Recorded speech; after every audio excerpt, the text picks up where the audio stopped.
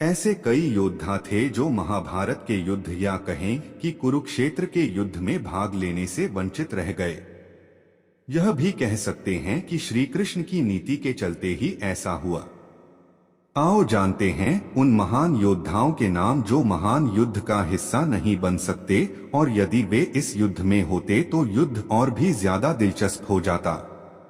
एक जरासंध। जरासंध यदि महाभारत के युद्ध में होता तो युद्ध का रुख कुछ और होता, लेकिन श्री कृष्ण को मालूम था कि महाभारत का युद्ध होना है। उसके पहले ही उन्होंने कई महान योद्धाओं में से एक जरासंध को भी मारने की युक्ति सोच ली थी। उन्होंने भीम के हाथों पहले ही अपने सबसे शक्तिशाली शत्रु को निपटा दिया था। जरासंध को मारने बहुत ही मुश्किल था। दो शिशुपाल, जरासंध का खास और श्री कृष्ण की बुआ का लड़का शिशुपाल भी बहुत ही शक्तिशाली था।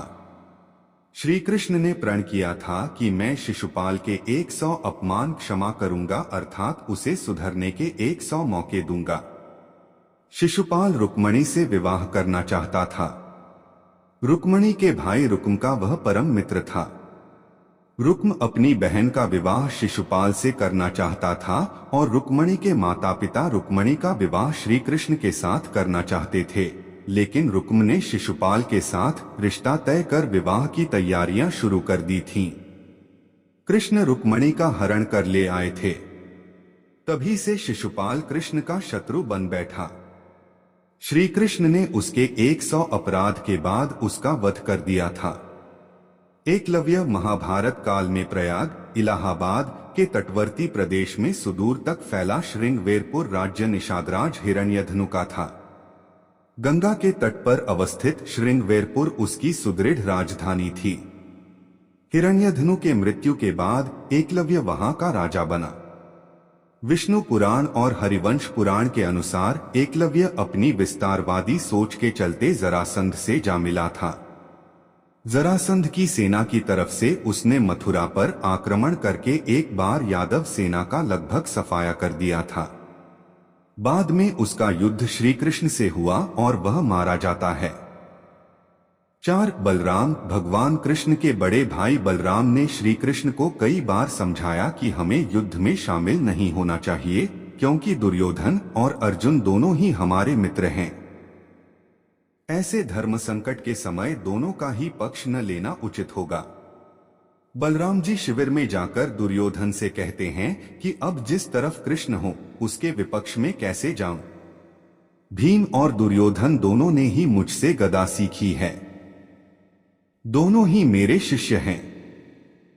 दोनों पर मेरा एक जैसा स्नेह है।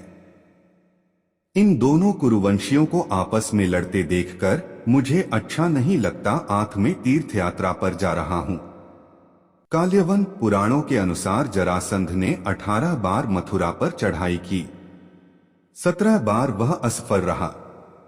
अंतिम चढ़ाई में उसने एक विदेशी शक्तिशाली शासक काल्यवन को भी मथुरा पर आक्रमण करने के लिए प्रेरित किया। काल्यवन की सेना ने मथुरा को घेर लिया। उसने मथुरा नरेश के नाम संदेश भेजा और युद्ध के लिए 1 दिन का समय दिया। श्री कृष्ण ने उत्तर में भेजा कि युद्ध केवल कृष्ण और काल्यवन में हो, सेना को व्यर्थ क्यों लड़ाएं। काल्यवन ने स्वीकार कर लिया। कृष्ण और काल्यवन का युद्ध हुआ और कृष्ण रण की भूमि छोड़कर भागने लगे तो काल्यवन भी उनके पीछे भागा। भागते भागते कृष्ण एक गुफा में चले गए। काल्यवन भी वहीं घुस गया।